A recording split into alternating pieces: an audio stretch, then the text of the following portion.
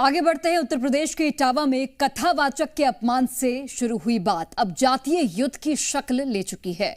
दादरपुर गांव में कल जो हुआ वो बेहद चौंकाने वाला था। यादवों की भीड़ अचानक गांव पर टूट पड़ी, पथराव शुरू कर दिया, खूब बवाल कटा और जो प्रदर्शनकारी आए थे उनके हाथों में तख्तियां भी थीं जिस पर अहीर रेजिमेंट लिखा हुआ था। इस मामले में किसी गगन यादव का नाम सामने आ रहा है और कैसे इस जातीय जंग पर सियासी कलेश भी शुरू हो गया है, देखिए रिपोर्ट के जरिए।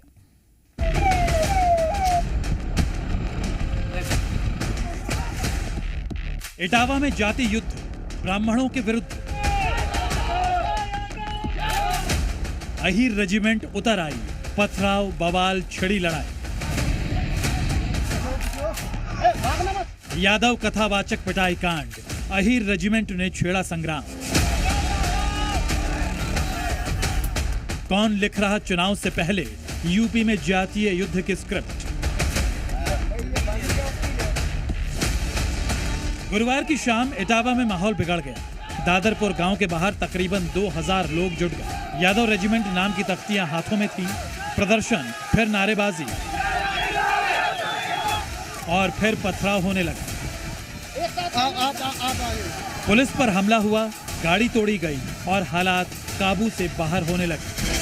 जवाब में पुलिस ने भी पिस्टल निकाली, हवा में फायरिंग हुई और प्रदर्शनकारियों को पीछे धकेला गया। बताया जा रहा है कि गगन यादव नाम के एक युवा नेता ने सोशल मीडिया के जरिए इटावा में प्रदर्शन का आह्वान किया था। मैसेज वायरल हुआ और सैकड़ों की भीड़ गांव में उतर आई। लोग अपने हाथों में यादव रेजिमेंट के पोस्टर लिए हुए थे, जैसे किसी सुनियोजित अभियान के तहत आए हों। माहौल में पहले से तनाव था, लेकिन इतनी बड़ी संख्या में लोगों का आना और फिर हिंसक हो जाना सवाल खड़े करता है।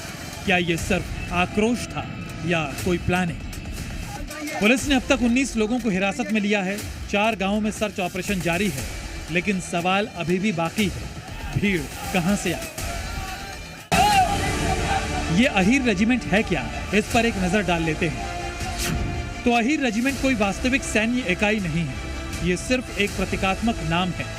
कुछ राजनीतिक और सामाजिक संगठन अहीर रेजिमेंट जैसे शब्द का इस्तेमाल समुदाय को संगठित करने, उनकी ताकत दिखाने या मांगों को रखने के लिए करते हैं।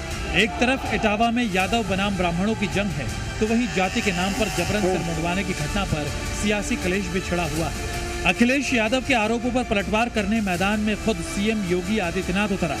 योगी आदित्यनाथ ने बिना नाम लिए समाजवादी शासन की तस्वीर दिखा दी और आरोप लगाया कि पिछली सरकार में एक जनपद और एक माफिया वाली सरकार चलती थी। बेटी और व्यापारी के लिए सबसे असुरक्षित प्रदेश के रूप में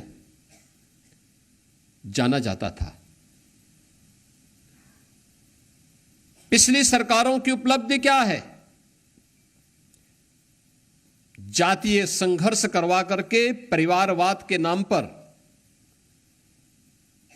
एक जनपद, एक माफिया देने, यही उनकी पिछली सरकारों की उपलब्धि रही है।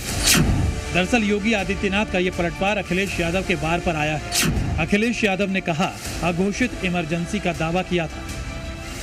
खेल भारतीय जनता पार्टी का बहुत पुराना है, दबाव बनाने के लिए। पुलिस किसकी है? पुलिस कोई संविधान से थोड़ी चल रही है। पुलिस भारतीय जनता पार्टी का कमल लेके चल रही है। यूपी में जातीय राजनीति कोई नई बात नहीं है।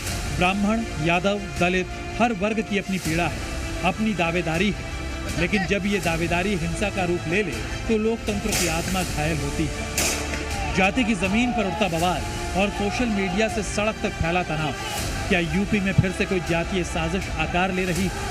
और 27 के विधानसभा चुनाव में इसका कितना असर पड़ेगा, ये बड़ा सवाल है। ब्यूरो रिपोर्ट, जी मीडिया।